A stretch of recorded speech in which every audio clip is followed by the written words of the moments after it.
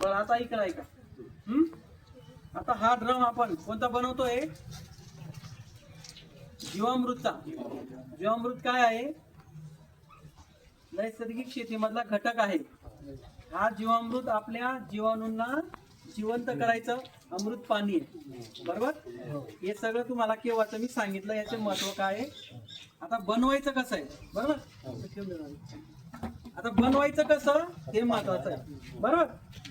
डॉक्टरांनी जर सांगितलं, मी सांगतो बरोबर, डॉक्टरांनी जर सांगितलं की तुम्हाला सुई टोचायची आहे, तुम्हाला सांगितलं खरोखर टोचा एखाद्याला, थांबा 2 मिनिटं, काय होणार? टोचता येईल का तुम्हाला? नाही. तुम्हाला जोपर्यंत ते शिकवत नाही की असं टोचा, याच्या जागेवर टोचा, तिथं टोचा, ही जागा नरम असते तिथंच टोचा, बरोबर का नाही? म्हणजे प्रत्यक्ष तुम्ही जर ती टोचणार तेव्हा तुमच्या लक्षात येईल. नाही तर दररोज सांगितलं टोचा टोचा तुम्हाला लक्षात येत नाही. हे तुम्ही बनवणार नाही तोपर्यंत तुमच्या लक्षात येणार नाही. बरं, बनवायला 5 मिनिटं लागतात. जास्त लागतं का? नाही. तुम्ही यायच्या पहिले यांना काय काम लावलं? फक्त शेणाचं पाणी करून घ्यायचं. बरोबर. किती गोष्टी लागतात? 5. शेण लागतं, गोमूत्र लागतं, गुळ लागतं, बेसन लागतं आणि ताक ताक लागतं. बरोबर. आणि माती आहे. एवढ्या गोष्टी आपल्याला लागतात. हे सगळ्या राहिल्या 5 मिनिटात बनवून. पण प्रत्येक गोष्ट एक स्टेप बाय स्टेप टाकायची आहे. तुम्ही डायरेक्ट गोमूत्र टाकायचं असं नाही. बघा, याच्यामध्ये काय, सर्वात पहिले 10 किलो शेण, ते शेण याच्यामध्ये उचलून टाकायचं. त्याच्या पहिले असं पाणी करून घ्यायचं. आता शेण जर डायरेक्ट टाकलं असतं तर विरघळलं असतं का? नाही. त्याला विरघळायला जास्त टाइम आणि ते पूर्ण खाली चाललं जातं. हा, या आता तुझे हे झाले दिलवर, तू जेवण ना. बघा, शिरबडी करायची आणि थोडस मातीमध्ये खेळायचं, म्हणजे जुने दिवस आपल्याला आठवतात. बरोबर. थोडं पाणी टाका याच्यावर, तू टाकून दे पूर्ण. थोडं पाणी टाका.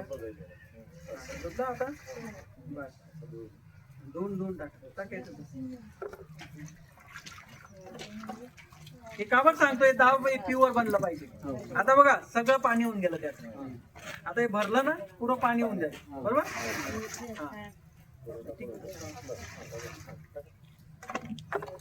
आता दुसरी महत्वाची गोष्ट काय, याच्यात गोमूत्र आहे. बरोबर. हा, ते घ्या. ते 5 लिटर याच्यात टाका. गोमूत्र आहे. हे पहा, हे गोमूत्र. बरोबर. हे गाईचं तुम्हाला दररोज 5 लिटर मिळेल ना? बरोबर. शेण 10 किलो मिळेल दररोज. तुमचा 1 ड्रम तयार दररोज होणार. बरोबर. हा, आपण आता 1 ड्रम कसा तयार करतात ते बघून घ्या. त्याच्यानंतर आपल्याला 2 किलो गुळ आणला. बरं, गुळची बेली डायरेक्ट टाकली तर वितळेल का? नाही. त्याला काय केलं आपण? फोडून घेतलं, पूर्ण पाणी करून घेतलं, तर याच्यात टाकल्यावर 100% ते विरघळून जाणार. त्याच्यानंतर आता गुळ टाकायचं. बरोबर. आता हे छोटं मोठं काय आहे, थोडं पाणी गरम होतं त्याच्यात, हे पूर्ण होऊन जाईल. बरोबर. शक्य झालं तर पूर्ण कुठूनच टाकायचं त्यात. त्या टाकून आता बेली भेटते ना, नाही तर जो क्रश केलेला आहे तो आणायचा. बरोबर. बेलीच आणली पाहिजे असं काही नाही. बरोबर. त्याच्यानंतर आपलं बेसन. बरोबर. त्याचंही पाणी करून घ्यायचं. डायरेक्ट बेसन टाकायचं नाही, गुठळ्या बांधतात त्याला पूर्ण पाणी करून घ्यायचं आणि ते पूर्ण पाणी याच्यामध्ये टाकत राहायचं. बरं, हे कावर टाकलं कोणी विचारत नाही. बरोबर. आता पहिल्याने 1 मिनिट शेण टाकलं ना. शेण मध्ये जवळपास गाईचे 10-12 प्रकारचे बॅक्टेरिया असतात. ते चांगलं बॅक्टेरिया आपल्या शेतामध्ये पडले पाहिजे.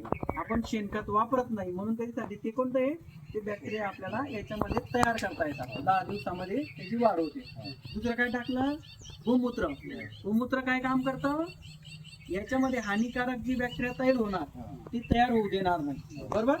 याच्यामध्ये केमिकल वापरायचं नाहीये, तर हे ते गोमूत्र ते काम करतं त्याच्यात. बरोबर. बुरशी येऊ देणार नाही, द्रावण चांगलं बनवून ठेवणार. गुळ का बरं वापरायचा? गुळ मध्ये काय आहे, आपण शेंगदाणा गुळ खायचो का नाही, आपलं ऑक्सिजन लेवल पण आपली चांगली राहते. या जीवाणूंना एक चांगलं ऑक्सिजन मिळायला पाहिजे. दुसरी गोष्ट, त्यांची संख्या परत वाढली पाहिजे म्हणून आपण त्याला गुळ देतो. हे बेसन का बरं टाकतो? ते पण खाद्य. आणि हे पण का बरं टाकतो? हे पण त्याचं खाद्य. खायला लागेल का नाही, जीवाणू बनतील, ते जीवाणूला टाका. आता हे उग्र पण असतं म्हणून याचं मल्टिप्लिकेशन, यांचं प्रमाण हे वाढत जाईल. संख्या जास्तीत जास्त याची होत जाईल. याच्यानंतर आता याच्यात ताक होतं बरोबर. 1 लिटर का बरं टाकायचं आहे, त्याचं पण फर्मेंटेशन होतं चांगलं. त्याच्यात द्रावण याच्यात टाकलं का ते पण जीवाणूंची संख्या वाढवण्यासाठी चांगलं आपल्याला मदत करता येते. आणि मग शेवटी ही माती कोणती आहे, झाडाखालची जिवंत माती आहे. आता 1 ग्रॅम मध्ये किती आहे किती कुठे आहेत? विसरले, 4 ते 7 कोटी आहेत ना. आता किती ग्रॅम आहे, 1 किलो आहे उदाहरण. तेवढी याच्यात टाकून जाईल. म्हणजे याच्यात आता परत वाढायला आता याच्यात आहे ना परत वाढतील सगळं बरोबर. याच्यात आता दंडा नाही का किती ड्रम आहे. आज ज्याचा पण ड्रम असेल त्याला हे आता 10 दिवसात फुकट मध्ये भेटून गेला बरोबर का नाही. 200 रुपयाचं मटेरियल. हा तर बघा असं केलं. आता ठीक आहे, पहिल्या दिवशी आपण असं करायचं बरोबर. आता एक महत्वाची गोष्ट लक्षात घ्या, पुढचे 9 दिवस तुम्हाला ठेवायचे ना बरोबर. तर याच्यावर धोतर किंवा साडी टाकायची बरोबर. फुल भरून नंतर हा आता उद्या सकाळी उठले का पहिले उठल्या धोतर ते काढायचं आणि याला काय करायचं, उलट फिरवायचं.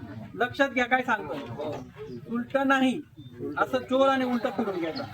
हा जो भवरा त्याच्यात तयार होतो याच्यामध्ये जी उष्णता आहे रात्रभरची ती पूर्ण वर येऊन जाते. उलट हा आणि उलट फिरून पाणी शांत झालं का परत उलट फिरवायचं. उलट कावर फिरवायचं, परत वरचं ऑक्सिजन हा हे सगळं परत मध्ये जाणार.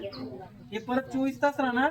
परत तिसऱ्या दिवशी सकाळी उठवायचं, एक वेळेस उलट फिरवायचं आणि पाणी थांबलं का परत उलट फिरवायचं बरोबर. काय अवघड आहे का नाही. याच्याने ते ऑक्सिजन लेवल चांगली आहे. गुळ पण दिला त्याची ऑक्सिजन लेवल चांगली आहे. बेसन दिलं त्याचं पण प्रमाण सगळं बॅक्टेरियाचं वाढेल. हे पाणी तुमचं 10 दिवसात 100% तयार होतं. पिवळसर पाणी चांगलं तयार होतं. आणि हे तयार झालं का तुम्हाला सांगितलं कसं करायचं. वापरण्यापूर्वी गाळून घ्या. हा कसं करायचं, वेंचुरी असेल तर गाळून घ्यायचं.